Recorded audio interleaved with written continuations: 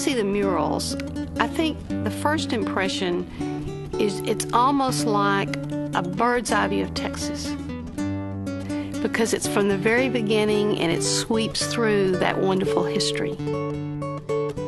What the murals do, they tell the story of South Texas, the Kennedy Ranch, and the Kennedy family. This could be the impetus for more murals and more artwork and more museums being created in this particular area to record a heritage that has long been neglected.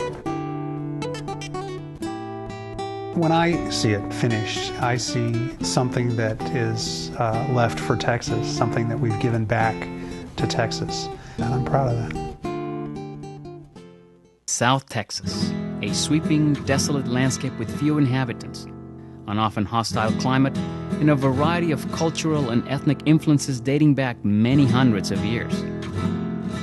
It is also a land that holds some of the largest cattle ranches in the world. Recently, a celebration brought people from all over Texas to the small town of Sarita, the county seat of Kennedy County. They came to attend the opening festivities of the Kennedy Ranch Museum of South Texas. It was an authentic Texas-style occasion reflecting the diverse heritage and true grit character of this part of the Lone Star State. The main feature of the Kennedy Ranch Museum is a series of 3 large murals that depict the complex and richly textured history of South Texas.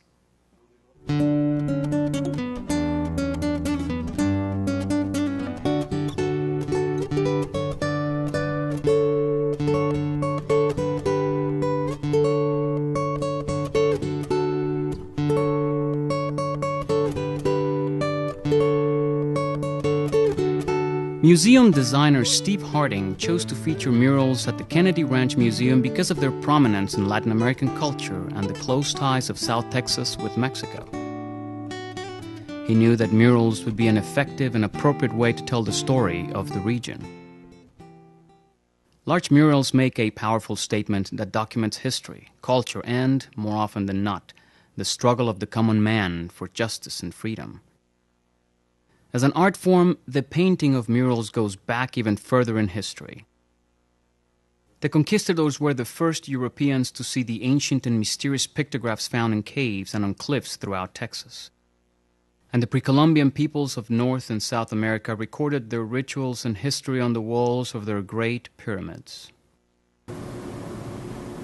Well, the Mexican muralist movement in Mexico, I think, was started as a result of the Mexican Revolution ending and the government deciding that they wanted to reconstruct the country and they wanted the artists to be involved. And at that time, a lot of the leading artists were in Europe studying and doing their art, like Diego Rivera. So they summoned Diego Rivera to return to Mexico and help them reconstruct the country. At that point, they decided that they needed to sort of look into their heritage and appropriate and use that heritage in their work and create this nationalism of Mexican art. They no longer wanted to do easel painting. They felt that it was important to do huge monumental art because that was accessible to the masses.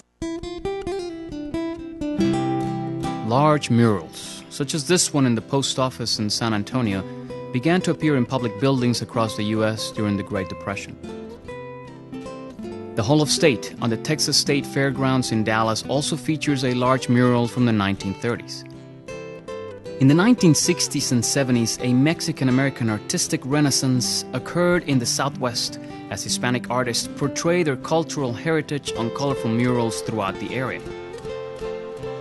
Many of these were painted on the exteriors of buildings, such as this one in Houston's East End. After years of exposure to the elements, many of these important murals have deteriorated or completely disappeared. Painting the larger-than-life history of South Texas on 3 30-foot walls at the Kennedy Ranch Museum was a painstaking endeavor that would take years to realize. This wasn't an environment that invited high technology. It was an environment that, it's a 1927 building. It required something more traditional to tell the story. But the space is very, very limited. So how do you tell such a big story in a very, very limited space? What kind of tools do you find to use? And so I just thought about it for a very long time. And finally, it just came on me, sort of there was an epiphany that said it has to be murals. We have to use a tool that was from the culture, which this is a primarily Hispanic area, and mural painting is something that's very traditional in the Hispanic culture. Steve Harding searched for an artist with whom he could work closely and rely upon to implement his vision for the project. He chose Houston-based artist Daniel Lechon. Lechon, a native of Mexico, had earned a Master of Fine Arts degree at the Academia de las Nobles Artes de San Carlos, or the Royal Academy of San Carlos, founded in Mexico City in 1783. When I arrived at the University of Mexico, I was sent to School of Fine Arts. And the first 2 years is called preparatory. And they give you architecture, they give you painting, nude drawing, history of art, techniques. After the second year, before you go into the third, you had to choose if you're going to be an architect or a flat art artist, or you're going to be a sculptor or engraver, or you choose. I chose, because of the colors that I like so much, the career as a fine arts master.